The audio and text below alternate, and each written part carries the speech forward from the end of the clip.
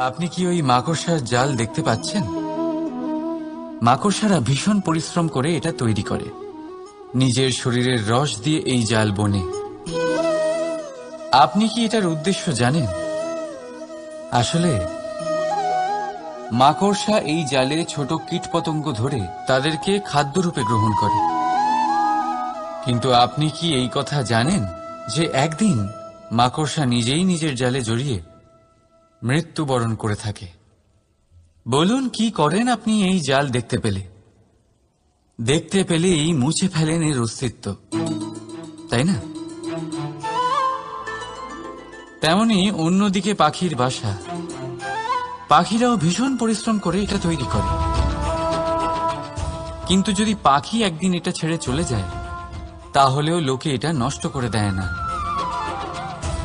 কারণটা কি? এর কারণ হলো এর নির্মাণ জীবন সঞ্চারের জন্য করা হয়েছিল, নষ্ট করার জন্য নয়। তাই মনে রাখবেন, জীবনে আপনার পরিশ্রম যতই বেশি হোক না কেন, যদি আপনার লক্ষ্য শুভ না হয়, তাহলে আপনারও বিনাশ নিশ্চিত। তাই সৃজন করতেই থাকুন আর মুগ্ধ হয়ে বলুন, রাধা রাধা।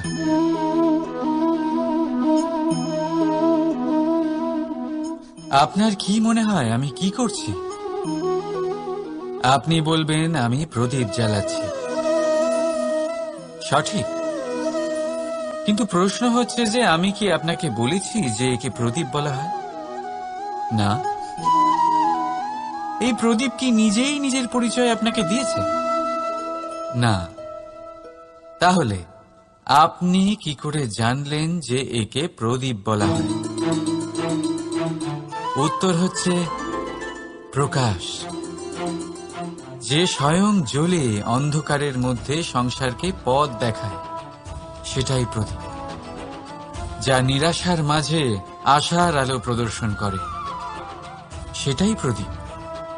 অপর দিকে আছে সাপ, যাকে না দেখেও তার ফনার আওয়াজ শুনেই লোকে ভয় পেয়ে যায়। তার মানে ব্যক্তির পরিচয় তার কর্মের দ্বারা পাওয়া যায়। তাই আপনার এটা বলার প্রয়োজন নেই যে আপনার পরিচয় কি। এটা আপনার কর্মই নিশ্চিত করবে যে লোকে আপনাকে প্রদীপ ভেবে ভালোবাসবে নাকি সাপ ভেবে ভীত হয়ে থাকবে। রাধা রাধা। সময় কত বিচিত্র হয়। সময় আমাদের পক্ষে থাকলে আমরা নিজেদের রাজা মনে করে নিই, আর সেই সময় যদি বিপক্ষে চলে যায়, তাহলে নিঃস্ব হতে সময় লাগে না। তাই মানুষের একটা অভ্যেস আছে, খারাপ সময়ের জন্য কিছু সঞ্চয় করা। আত্মীয়, বন্ধু খারাপ সময় পাশ থেকে সরে যায়। যশ, মান প্রতিকূল সময় চিরস্থায়ী হয় না। তাই মানুষ মনে করে অর্থ সঞ্চয় করাই শ্রেয়। অর্থের কোনো হৃদয় নেই যা সময়ের সাথে পরিবর্তিত হবে। সংসার বলে সর্বদা অর্থ সঞ্চয় করতে থাকুন। খারাপ সময় অবশ্যই কাজে লাগবে, কিন্তু আমি বলবো শুভ কর্ম করতে থাকুন, আনন্দে থাকুন, নিজের ওপর আর ঈশ্বরের ওপরে বিশ্বাস রাখুন। খারাপ সময় কখনো আসবেই না। রাধা রাধা। প্রকৃতি মানুষকে এক বিশেষ শক্তি দিয়েছে, অন্য জীবের থেকে বেশি শক্তি দিয়েছে। স্মরণ শক্তি। এই শক্তি মানুষকে অন্য জীবের থেকে ভিন্ন করে, ইতিহাস রচনা করার প্রেরণা দেয়, জ্ঞানকে বংশানুক্রমে এগিয়েও নিয়ে যায়। আর যারা ভুলে যান, অধিকাংশ সময় তারা উপহাস আর দয়ার পাত্র হয়ে যান। কিন্তু এটাই কি প্রকৃত রূপে সত্য? না, এই স্মরণ শক্তি মানুষের বিকাশে সব থেকে বড় বাধা হয়ে দাঁড়ায়, তার মনকে দূষিত করে দেয়। খারাপ অভিজ্ঞতা, কারোর করা বিশ্বাসঘাতকতা, কারোর কটাক্ষ বেশিরভাগ মানুষই ভুলতে পারেন না, আর তারপর প্রতিশোধ নিতে উদ্যত হন। প্রথমে সময় নষ্ট করেন প্রতিশোধের প্রস্তুতিতে, আর তারপর সময় নষ্ট করেন প্রতিশোধ নেওয়ার সুযোগ খুঁজতে। যদি সন্তুষ্টি পেতে চান, যদি জীবনে আনন্দ পেতে চান, তাহলে স্মরণ শক্তির সদ্ব্যবহার করুন। নিজের স্মরণ শক্তিকে চালনা করুন শুধুমাত্র ভালো কথা আর ভালো স্মৃতির দিকে। জীবনে আনন্দ পাবেন। রাধা রাধা। মানুষ নিজের পরিবারের জন্য কত কিছুই না করে, দিন রাত পরিশ্রম করতে থাকে যাতে তার পরিবারের প্রয়োজন পূরণের জন্য অর্থ রোজগার করতে পারে। কিন্তু শুধু অর্থ রোজগার করাটাই কি যথেষ্ট? আপনি বলবেন, হ্যাঁ নিশ্চয়ই, অর্থ দিয়ে সব কিছু পাওয়া যায়, বিদ্যা পাওয়া যায়, বাড়ি পাওয়া যায়, ওষুধ পাওয়া যায়, আর কত কিছুই না পাওয়া যায়। এইসব একটা পর্যায় পর্যন্ত সঠিক, কিন্তু একটু মন দিয়ে ভেবে দেখুন, যখন কোনো শিশু অসুস্থ হয়ে পড়ে তখন সে ওই তিক্ত ওষুধ কেন খেয়ে নেয়? এই জন্য কারণ ওর পিতা সেই ওষুধ অর্থ দিয়ে কিনেছে? না, বরং এই জন্য কারণ তার পিতা যে তার সামনে দাঁড়িয়ে, তার ওপরে তার বিশ্বাস আছে। বিশ্বাস আছে যে উনি তার কিচ্ছু হতে দেবেন না। এই বিশ্বাস, এই সংস্কার, এই শিক্ষা কখনো অর্থ দিয়ে পাওয়া যায় না। এটা পাওয়া যায় সেই সময় থেকে যা মাতা পিতা তাদের সন্তানের সাথে কাটিয়েছেন।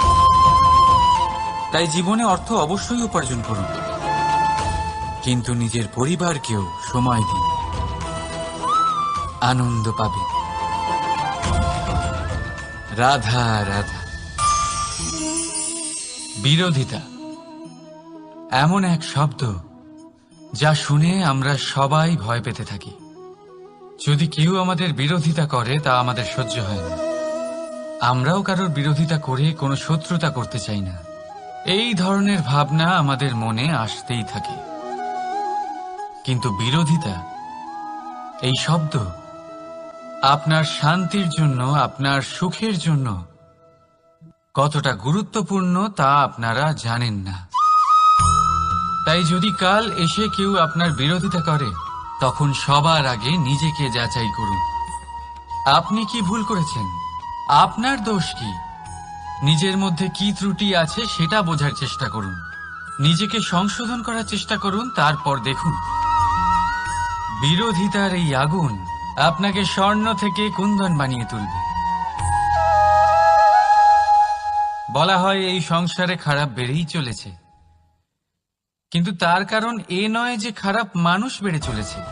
তার কারণ হলো যে ভালো মানুষ, যাদের ভালো চিন্তা, ভালো বিচারধারা আছে, তারা খারাপের বিরোধিতা করতে পারে না। যদি আপনার সম্মুখে কোনো খারাপ কর্ম হয়, তাহলে তার বিরোধিতা করতে সংকোচ করবেন না, কারণ বিরোধিতার এই আগুন মন্দকে পিছুপা হতে অবশ্যই বাধ্য করে। রাধা রাধা। জীবনে আপনি এরকম মানুষও দেখবেন যারা এটা বলে, ভাবে, নিজেকেও বলে যে উনি সেই এমন ব্যক্তি যার মতো আমি হতে চাই। ঠিক আছে, কারোর থেকে প্রেরণা নেওয়াটা কোনো ভুল নয়, কিন্তু কখনো কখনো এই প্রেরণা গুরুত্বহীন হয়ে যায়, আর আমরা শুরু করে দিই সেই ব্যক্তিকে নকল করতে। এখানেই থেমে যায় আমাদের উন্নতি। এবারে দেখুন, সংসারে শত কোটি রঙের ফুল আছে, কিন্তু তারা কখনো একে অপরকে নকল করে না। নকল করে না তাদের রং, নকল করে না তাদের সুগন্ধ। তাহলে আমরা করি কেন? প্রতিটা ব্যক্তির মধ্যে কোনো না কোনো প্রতিভা অবশ্যই থাকে, যা ফুটিয়ে তোলার সঠিক সময়ও আমাদের কাছে থাকে। কিন্তু সেই মানুষ সেই প্রতিভা নির্মাণ করার পরিবর্তে সময় নষ্ট করে অন্য কারোর মতো হওয়ার জন্য, কাউকে নকল করার জন্য। এটা করবেন না। সময়কে ব্যবহার করুন নিজের অস্তিত্ব নির্মাণ করার জন্য। কারণ কারোর ছায়া হওয়ার থেকে ভালো আপনি কারোর জন্য প্রেরণা হয়ে উঠুন। রাধা রাধা। আমরা সকলে পাথুরে রাস্তা এড়িয়ে চলি, কারণ এই পথের পাথর আমাদের যাত্রা আরো কঠিন করে তোলে, আমাদের পা আহত করে দেয়। কিন্তু একটা গুরুত্বপূর্ণ কথা আমরা ভুলেই যাই, এই কঠিন পথই না শুধু আমাদেরকে নিজেদের দুর্বলতার সাথে পরিচয় করায়, বরং আমাদের শক্ত হওয়ার প্রেরণাও দিতে থাকে। সময়ের সাথে ঠিক এমনটাই হতে থাকে। সবাই ভালো সময়ের অপেক্ষা করতে থাকেন, ভালো সময়ের জন্য পরিশ্রম করেন, তার জন্যই চিন্তা করেন। কিন্তু ভুলে যান যে ভালো সময় বহুবার আমাদের বিবেক নষ্ট করে দেয়। সেখানেই খারাপ সময় আমাদের বুদ্ধিকে সঠিক পথে চালিত করে। রাধা রাধা। ঘোড়াকে যতই প্রশিক্ষণ প্রদান করুন, তার মুখে লাগাম তো পরাতেই হবে। একজন ভালো চালক সেই ঘোড়ার লাগাম মাঝে মাঝে টেনে ধরে, তাকে সঠিক পথে চালিত করতে, যাতে সেই ঘোড়া দিগ্ভ্রান্ত না হয়। এবার একটু ভাবুন, ঠিক এরকমই হয় আমাদের মন। যদি এটা বিবেকের লাগাম দিয়ে মাঝে মাঝে আমরা টেনে না ধরি, তাহলে আমাদের এই মন দিগ্ভ্রান্ত হতে পারে। আর যদি আপনি আপনার লক্ষ্যে পৌঁছতে চান, তখন মনের এই লাগাম মাঝে মাঝে আপনাকে অবশ্যই টেনে ধরতে হবে। কারণ বিবেকের এই পথ প্রদর্শনই আপনাকে ভালোভাবে আপনার লক্ষ্যে পৌঁছে দেবে। মনে রাখবেন, আর আমার সাথে ভালোবেসে বলবেন, রাধা রাধা। আপনি কখনো জাঁতাকল দেখেছেন? তাতে গম পেশা হয়। গমকে এমন ভাবে পেশা হয় যাতে আমরা তা খেতে পারি, জীবিত থাকতে পারি। আর যদি আপনি মন দিয়ে দেখেন, তাহলে কলের নিচের অংশ কখনো ঘোরে না, শুধুমাত্র উপরের অংশই ঘোরে। আর তবেই তা গম পিষতে পারে, আর তবেই রুটি তৈরি হতে পারে। কিন্তু ভেবে দেখুন, যদি কলের দুটো অংশই ঘুরতে থাকে, তাহলে কি হবে? তা গম পেশার বদলে একে অপরকে পিষে নিজেদের অস্তিত্ব শেষ করে দেবে। তাই জীবনে কোনো কাজ যখন মন আর মস্তিষ্ক মিশিয়ে করা হয়, তখনই তা সম্পন্ন হয়। কিন্তু যখন বিষয় হলো ভক্তির, তখন মস্তিষ্কের যুক্তির মৌন থাকা প্রয়োজন। আর যখন বিষয় হলো কর্ম আর ন্যায়ের, তখন মনের আবেগের মৌন থাকা প্রয়োজন। তাই মন আর মস্তিষ্কের এই সম্মিলনে সতর্ক থাকবেন। একসাথে অবশ্যই চলবে, কিন্তু একে অপরের বাধা যেন না হয়ে দাঁড়ায়। রাধা রাধা। আমি একটা এমন শব্দ যার অনেকগুলি মানে হয়, যার আসল অর্থ হল অহং। যদি আপনি কথা বলেন সৃষ্টির নির্মাণ নিয়ে, তাহলে আমি ব্রহ্মদেব হয়ে সৃষ্টির নির্মাণ করবে। যদি আপনি কথা বলেন প্রলয়ের, তাহলে সেই আমি মহাদেব হয়ে বিনাশ করবে। এই আমি সঙ্গতিপূর্ণ, কিন্তু শুধু ততক্ষণ যতক্ষণ আপনি এটা সবার সাথে ভাগ করছেন। কিন্তু আমরা বহুবার এর মানে বুঝতে পারি না। এই অহংকে সীমিত করে দিই একটা ব্যক্তি অবধি, শুধু নিজে। আর তখনই জেগে ওঠে অহংকার, যাতে প্রাধান্য পায় শুধুমাত্র আমি, আমরা নয়। আর একজন ব্যক্তি একা না উৎপাদন করতে পারে আর না করতে পারে সৃজন। এবারে দেখুন, বৃষ্টির এক ফোঁটা, তারও অস্তিত্ব আছে, কিন্তু তা ধরিত্রীতে পড়লেই সমাপ্ত হয়ে যায়। কিন্তু যখন ফোঁটাগুলি একসাথে পড়ে তখন শুরু হয় বর্ষা, আর তখনই তৈরি হয় ধারা। রাধা রাধা। বলুন, কি দেখতে পাচ্ছেন আপনি? আমার হাতের এই সাদা বস্ত্র, নাকি এতে লেগে থাকা এই কালো দাগ? এবারে সত্যি কথা বলতে কি, আপনার নজর সবার আগে এই কালো দাগের উপরে গেছে। ঠিক আছে, এমনই তো হয়। ভীষণ কম মানুষ থাকেন যারা ভাবেন কোনো ব্যক্তি ভীষণ পরিশ্রম করে এই বস্ত্র ধুয়েছেন, এটা শুকিয়েছেন। বেশিরভাগ মানুষের নজর যায় এই দাগের উপরে, ভাবেন যে এটা কি করে লাগলো। কিছুটা এরকমই হয় আমাদের ব্যক্তিত্বের সাথে। আমাদের শুভ কর্মের উপরে আমাদের একটা খারাপ কর্ম ভারী মনে হয়। এবারে ভাবুন, যদি আমি চন্দ্রের কথা বলি, তাহলে তার শীতল আলো দেখার পূর্বে তার কলঙ্ক লক্ষ্য করেন, সেই চাঁদে লেগে থাকা কালো দাগ দেখে নেন।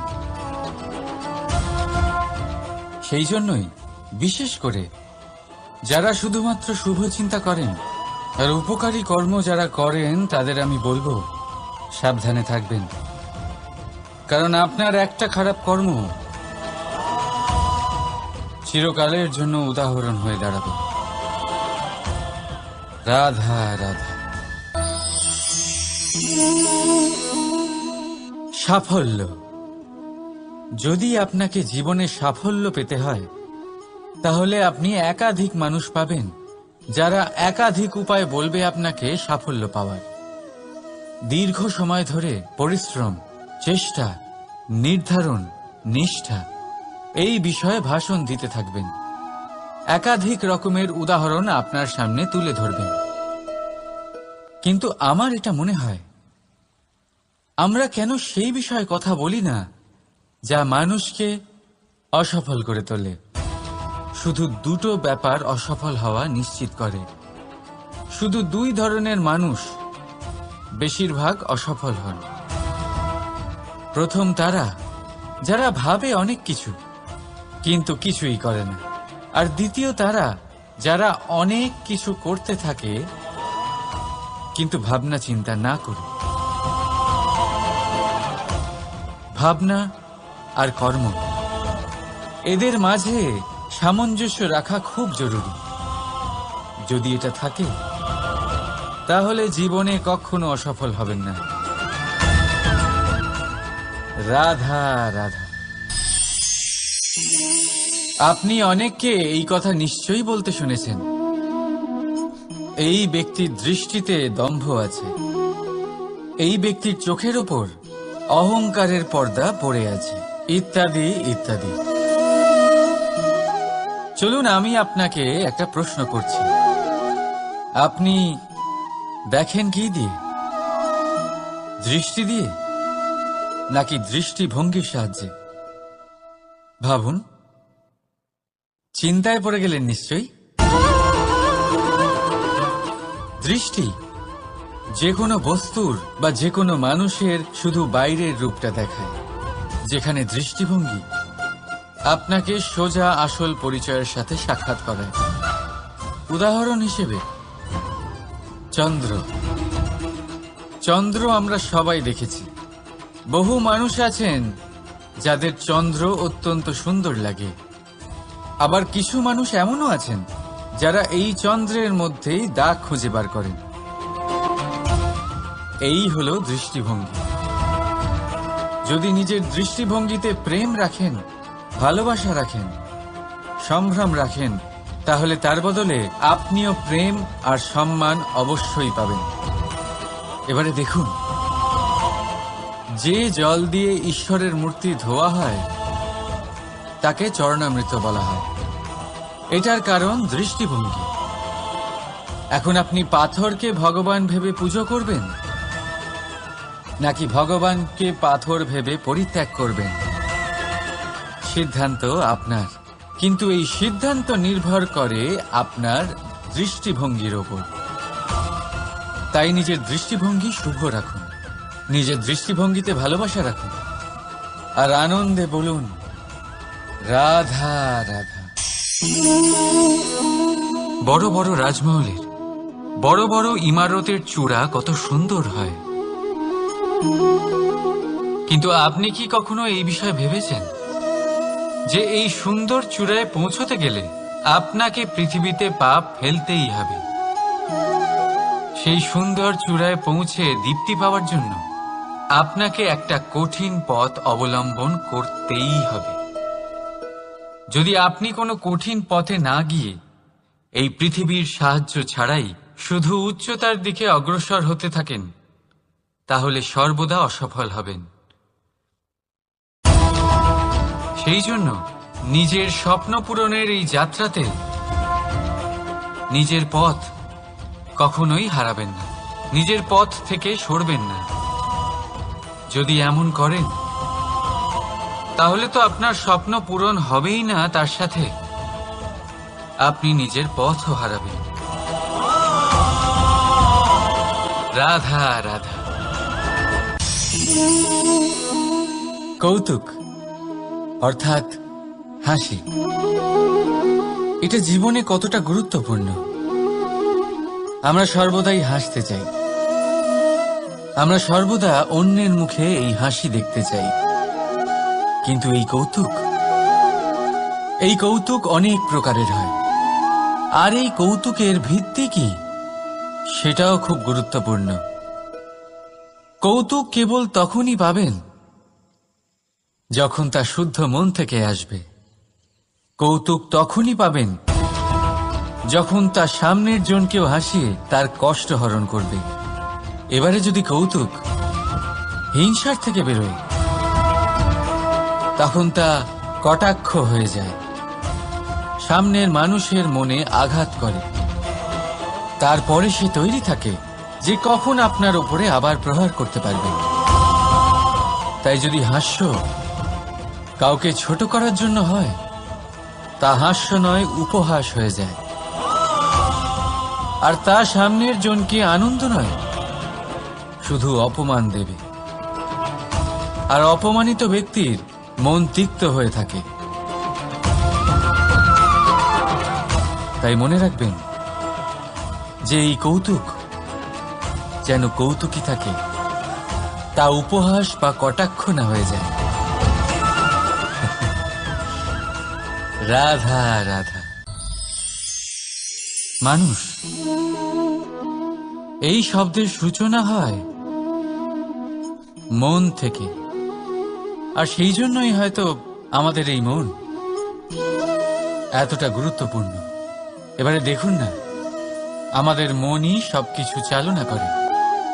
মনই সেই যে কল্পনা করে, মনই সেই যা কল্পনাকে বাস্তবে পরিণত করার জন্য পরিশ্রম করতে আমাদের প্রেরণা যোগায়। মনই সেই যা লোভের জালে জড়িয়ে পড়ে। মনই সেই যা অভিমানের পর্দা দিয়ে ঢেকে যায়। আর এই মনই সেই যা আপনাকে বিনাশের দিকে টেনে নিয়ে যেতে পারে। কিন্তু যদি তা পরোপকার করার ইন্ধন পায়, তাহলে এমন কোনো মহান কাজ নেই যা আপনি করতে পারবেন না। কিন্তু এই মন কি? এটা বোঝানো যায় দুটো শব্দের মাধ্যমে, দুটো সহজ শব্দ। প্রথম, একজন কুশল সেবক। দ্বিতীয়, একজন সংকটপ্রবণ মালিক। যদি আপনার এই মন আপনার নিয়ন্ত্রণে থাকে, তাহলে সে হলো আপনার সেবক। তাই আপনার অস্তিত্ব আছে। কিন্তু যদি আপনার মন আপনার কর্মের ওপরে নিয়ন্ত্রণ করে, তাহলে এই মন আপনার মালিক, আর তখন আপনার বিনাশ নিশ্চিত। তাই নিজের এই মনকে নিয়ন্ত্রণে রাখুন, কিন্তু ভালোবেসে। আসুন আমার সাথে আনন্দে বলুন, রাধা রাধা। এই সূঁচ দেখতে পাচ্ছেন আপনি? এটা শুদ্ধ লোহা দিয়ে তৈরি। বস্ত্র সেলাই করার কাজে লাগে, অস্ত্রোপচারে কাজে লাগে। কিন্তু আপনি কি কখনো ভেবে দেখেছেন এই সূঁচ কিভাবে তৈরি হয়? লোহার এক বড় অংশকে পিটিয়ে পিটিয়ে টেনে টেনে তাকে পাতলা বানানো হয়। এরপরেই আমরা পেয়ে থাকি সূঁচ। ভাবুন, যদি লোহার টুকরোতে অনর্গল প্রহার করার ফলে একটা লোহার টুকরো সূঁচে পরিণত হয়, তাহলে আমাদের জীবনে অনর্গল চেষ্টা করার ফলে জীবনের সমস্ত অংশকে আমরা কত প্রভাবশালী কাজে পরিণত করতে পারি। শুধু প্রয়োজন দৃঢ় নিশ্চয়তা। তাহলে আসুন আমার সাথে ভালোবেসে বলুন, রাধা রাধা। বিশ্বাস, জীবনে বিশ্বাস কতটা গুরুত্বপূর্ণ। একজন স্ত্রী তার স্বামীর হাত ধরে যে কোনো জায়গায় যেতে পারেন, এর কারণ হলো বিশ্বাস। তার নিজের স্বামীর ওপরে বিশ্বাস আছে। যখন একজন মা তার ছোট বাচ্চাকে কোলে তুলে হাওয়ায় ওঠায়, তখন সেই বাচ্চা ভয়ভীত হয়ে যায় না। তার কারণ হলো বিশ্বাস। তার বিশ্বাস আছে যে তার মা তার কিচ্ছু হতে দেবে না। এক বৈদ্যের দেওয়া ঔষধ সন্তান কিছু না বুঝে শুনেই খেয়ে ফেলে। সেই বৈদ্যের জ্ঞানের বিষয়ে তার কোনো ধারণাই থাকে না। শুধু নিজের পিতার উপরে বিশ্বাস আছে যে তার পিতা তাকে খারাপ কিছুই দেবে না। যখন এই সংসারের প্রতিটা বন্ধন বিশ্বাসের উপরে দাঁড়িয়ে আছে, তাহলে কেন এই বিশ্বাসকে আমরা জীবনে আনতে পারি না? আপনি নিজেই দেখুন, এই বিশ্বাস নিজের জীবনে এনে দেখুন, সবকিছু আরো সুন্দর হয়ে যাবে। তাই ভালোবেসে বলুন, রাধা রাধা।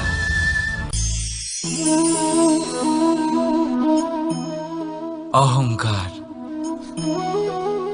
এই শব্দটা সবাই শুনেছেন। বহু মানুষকে আপনি এটা বলতে শুনেছেন যে ওই ব্যক্তির অহংকার আছে, ওই মানুষটির ক্ষমতার অহংকার আছে, ওই ব্যক্তির নিজের রূপ নিয়ে অহংকার আছে, ওই ব্যক্তির নিজের অর্থের অহংকার আছে, ইত্যাদি ইত্যাদি।